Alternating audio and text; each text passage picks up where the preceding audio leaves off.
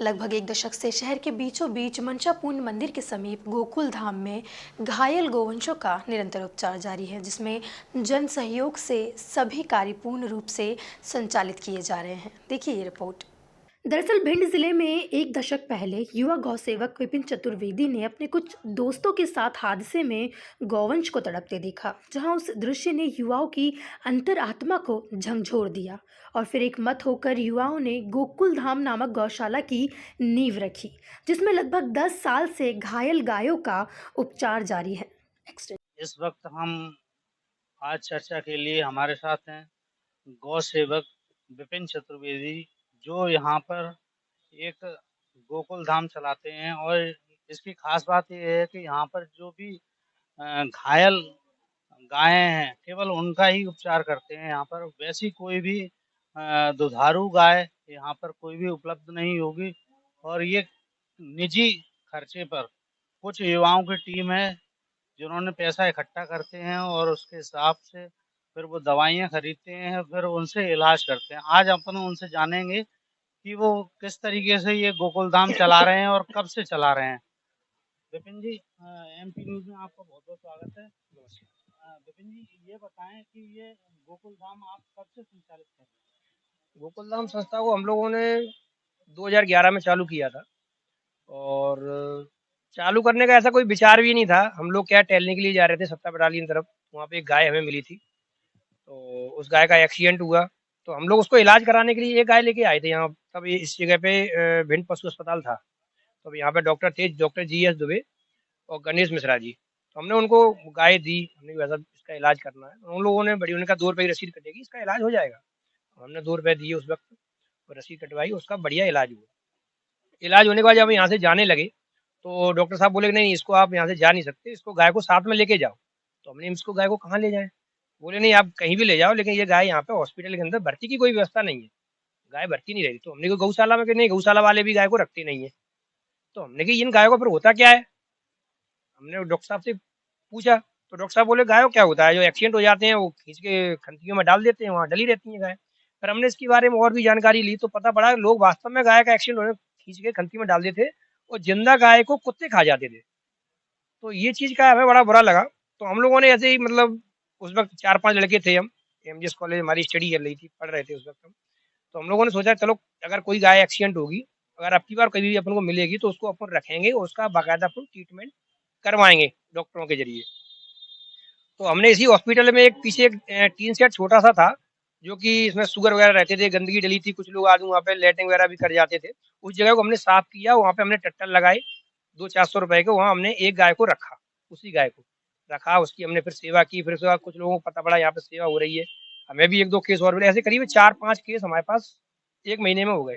उनकी हम लोगों ने फिर सेवा चालू की। लेकिन उसके बाद डॉक्टरों को कुछ ऐसा लगा कि उनके ऊपर लोड बढ़ रहा है, तो डॉक्टरों ने यहाँ पे हमारा विरोध करना चालू कर दिया। विरोध में क्या, एक बार क्या विवाद थोड़ा ना जाना बढ़ गया, विवाद जाना बढ़ गया। तो हमारे यहाँ डिप्टी डायरेक्टर थे तोमर साहब। तो तोमर साहब के बारे में उनको पता पड़ा इस बारे में, तोमर साहब आए। तोमर साहब ने कहा देखो आप लोग अच्छा काम कर रहे हो, लेकिन आप गाय को यहाँ पे लेके आते हो, हमारे डॉक्टर का उसमें समय बर्बाद होता है और ये चीज हमारे मैनेजमेंट में नहीं है। ये काम शासन प्रशासन का है, वो अपने स्तर से देखे, लेकिन आप किसी अस्पताल के अंदर ये ऐसा काम आप या तो अपना निजी करें या फिर आप गौशाला अपना अलग व्यवस्था बनाएं, लेकिन आप हमारे डॉक्टरों पर लोड नहीं डाल सकते। तो हम लोगों ने क्या है, महीने भर में इतना काम सीख लिया था कि हम खुद ही अपनी सेवा कर सकते थे। डॉक्टर की ड्रेसिंग करना, इंजेक्शन लगाना थोड़ा बहुत सीख लिया था। प्राथमिक तौर पर आपके साथ कितने लगभग युवा लोग जुड़ गए थे और फिर ये कैसे, कहाँ से खर्चे की पूर्ति होती थी, फिर कहाँ से दवाइयाँ लेते थे?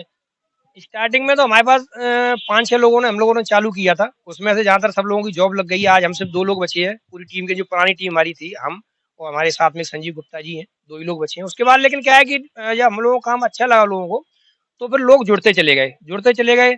फिर लोगों ने कहा भैया दवाई हमारी तरफ से रहेंगी, कुछ लोगों ने कहा चारा हमारी तरफ से रहेगा। फिर संख्या धीरे धीरे बढ़ती चली, तो हमारी संख्या पहुंच गई थी करीब जाके 10 से लगे 15 के बीच में।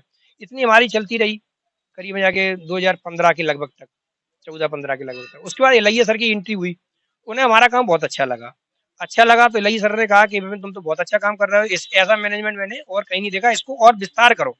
तो हमने जब विस्तार करने के लिए पैसा भी चाहिए, लोगों का सहयोग भी चाहिए और शासन का भी सहयोग चाहिए। तो इलाही सर ने कहा कि शासन का तुम्हें पूरा सहयोग मिलेगा। और मैं स्वयं, वो क्या दरअसल वेटरनरी डॉक्टर थे पहले वो रिटायरमेंट करने के बाद वो उन्होंने ये आईएएस की ज्वाइनिंग ली थी, तो उन्हें इस चीज़ से कुछ लगाव था, तो वो खुद ज्वाइन हुए।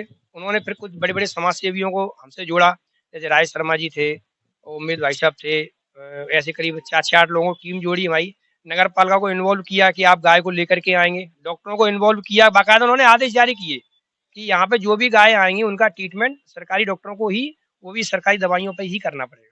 जब तक इलाही सर रहे यहाँ 3 साल, तब तक यहाँ इस गौशाला ने बहुत बड़ा विकास किया, संख्या हमारे पास 50 से ऊपर पहुँच गई। और जैसे ही इलाही सर गए, तो नगर पालिका ने हाथ पीछे खींच लिए। उन्होंने कहा भैया हम कोई गाय का मैनेजमेंट हमारा था उठाने को, वो हम नहीं कर पाएंगे, तो उसके लिए हमारे पास कोई बजट नहीं है। और डॉक्टरों ने भी मना कर दिया इलाज करने से कि भैया नहीं, हमारे इसमें मैनेजमेंट में कोई ऐसा नहीं है कि हम किसी हॉस्पिटल को अपने डॉक्टर प्रोवाइड करें। अभी तक कलेक्टर साहब के आदेश पे हम कर रहे थे, 3 साल हमने काम किया, लेकिन अब हम कोई काम नहीं करेंगे। तो हमने कहा दवाइयाँ तो दोगे आप, मान लो हम अपने हाथों से काम करेंगे, तो उन्होंने दवाइयाँ देने से भी मना कर दिया। फिर जो समाज सेवी हमारे पास थे, उन लोगों से हमने बोला, जैसे राज शर्मा जी, तो वो आगे निकल के आए। उन्होंने कहा कि आप डॉक्टर हायर करो कहीं से, सैलरी हमारे स्कूल से उनको दी जाएगी। तो उस वक्त हमारे पास करीब 50 से अधिक गौवंश भर्ती था, और हमने शासन प्रशासन ने कई न्योरे किए, कलेक्टर साहब से मिले, एसपी साहब से मिले, लेकिन किसी ने मदद नहीं की। फिर हमने वहाँ मनेपरा से रिटायर थे कमलेश श्रीवास्तव, उनसे हम मिले जाके, उनको फिर हमने अपनी गौशाला दिखाई। उनका भी मन हुआ कि हमारी उम्र 60 साल से ऊपर हो गई है, हमारे हाथ पाएँ बैठे बैठे शायद खराब हो जाएंगे, तो हाथ पैर मेरे भी चलते रहेंगे, जो आपको इच्छा लगे वो आप हमें देते रहना। फिर बिहारी स्कूल से उनकी सैलरी निश्चित हुई, और फिर धीरे धीरे सेवा चालू हुई। फिर पता पड़ा सफाई कर्मचारी की जरूरत थी, फिर कुछ लोगों को और इन्वॉल्व किया, फिर सफाई कर्मचारी की व्यवस्था हुई। फिर इसमें एक चारे पानी बनाने के लिए बाबा जी आए, एक दुबे जी का इन्वॉल्वमेंट हुआ, उन्होंने कहा बाबा की सैलरी हम देंगे। फिर ऐसे बढ़िया अपने खुद की ही पूरा मैनेजमेंट बन गया। फिर एम्बुलेंस जरूरत पड़ी, क्योंकि जो नगर पालिका ने मना कर दिया था हम गाय को उठा के नहीं लाएंगे। तो इसमें फिर एक कौशल शर्मा जी है, पत्रकार हैं, उन्होंने कहा कि जो भी एम्बुलेंस में जो उठाने का सिस्टम बनवाओ उसका पूरा खर्चा मेरी तरफ से रहेगा। तो उन्होंने पहले तो बोला था 15 से 20 हज़ार का रहेगा खर्चा, लेकिन जब हमारा बना सिस्टम वो 25 हज़ार का पड़ा, उन्होंने पूरा पेमेंट किया उसका, उन्होंने नहीं पूरा हमारा ही रहेगा। और राय शर्मा जी ने कहा एक एम्बुलेंस लोडर गाड़ी मेरी तरफ से रहेगी। इस तरीके से फिर घायल गायों को लाने के लिए एक बढ़िया मैनेजमेंट भी बन गया। आज आप लगभग कितने गौवंश यहाँ पर उपचाररत हैं, और ये बताएं कि यहाँ पे क्या-क्या सुविधाएं हैं अपने पास, और जो सरकारी डॉक्टरों में भी सरकारी अस्पतालों में भी जो उपलब्ध नहीं है पशुओं के लिए।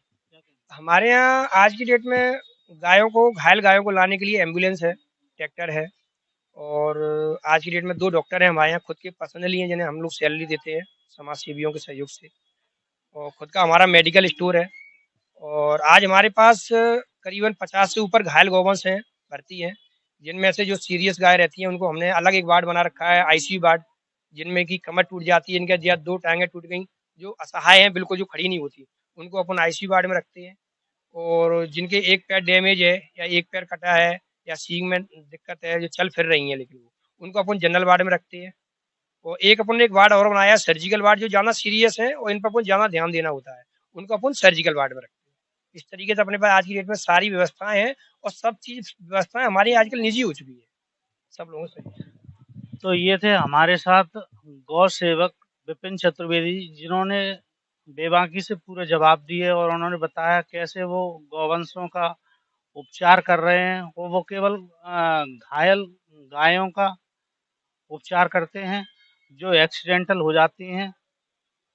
Manish Rishishwar, bureau report, MP news, Bhind.